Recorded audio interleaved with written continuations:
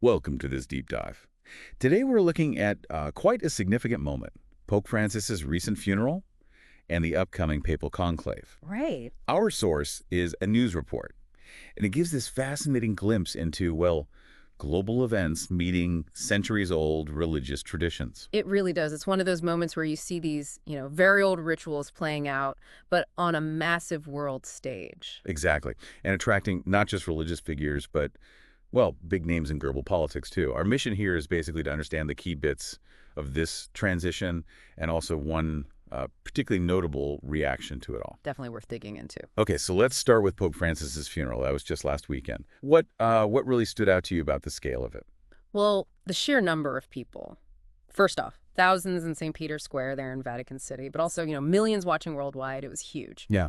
And beyond the mourners, the attendees themselves, you saw this real cross-section of global leadership. Kings, queens, prime ministers, chancellors. The report mentioned specifics, didn't it? Yeah. The King and Queen of Spain, Belgium, too, I think. Prince William was there. Yes, all of them.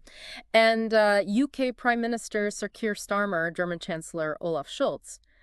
It underscores the Vatican's, its continued influence. And then there was Donald Trump. Apparently got a pretty prominent seat. He did, yes. Which caused a bit of comment, I suppose. It raises questions, doesn't it, about the symbolism at these events. And some etiquette things were mentioned. That's right. Small details, maybe. But people notice, he wore a blue suit, not black. Oh. And he and Melania Trump apparently left right after the service, before the actual burial. Little things that become talking points. Interesting. Okay, so the funeral's concluded. Now the focus shifts, right? Yeah. To selecting the successor, the Papal Conclave. Exactly. The Vatican's confirmed it'll start May 7th. May 7th, okay. And this involves about 135 cardinals from all over the globe. They gather famously behind closed doors. In the Sistine Chapel. Such a secretive process, isn't it? Very. And that's where the smoke comes in, Ah, yes, the smoke signals. Black and white. Right. It's the traditional way the world finds out what's happening inside. Black smoke means, no pope yet. Still voting. And white smoke means? White smoke means they've done it.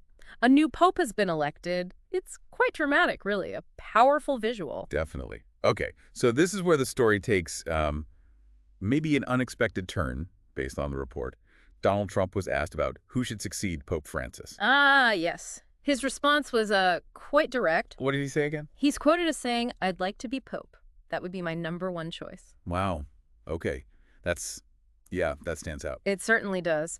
And the report also contextualizes this a bit, noting the comment came on the 100th day of his hypothetical second term in this scenario. Right, which the report described as being marked by, some pretty significant policy changes, mass deportations, federal workforce cuts, a turbulent market. Exactly. So the timing adds another layer. And he didn't just leave it at wanting the job himself, did he? No, he also mentioned someone else, a cardinal from New York. Yeah, a very good cardinal from New York, though he didn't actually name them. And then finished with, we'll see what happens.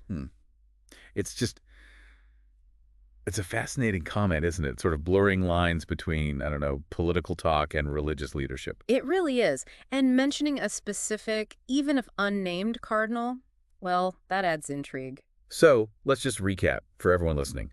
We've had the farewell to Pope Francis, a major global event drawing leaders from everywhere. Right. Very solemn, very significant. Then the formal process kicking off to choose his successor, the conclave, starting May 7th. The ancient tradition moving forward. And then mixed into all this, you get this, pretty unconventional statement from a former world leader about his own aspirations and maybe hinting at a preferred candidate. It really throws a spotlight on the complex ways, sometimes surprising ways, that secular figures engage with religious institutions and their affairs. It does. And maybe that leaves us with a final thought for you listening. What does a comment like this from someone who's held, immense secular power actually tell us about how that power relates to religious authority today? Is that relationship changing? And what are the maybe less obvious things going on when these kinds of public statements are made? Something to think about. Thanks for diving deep with us.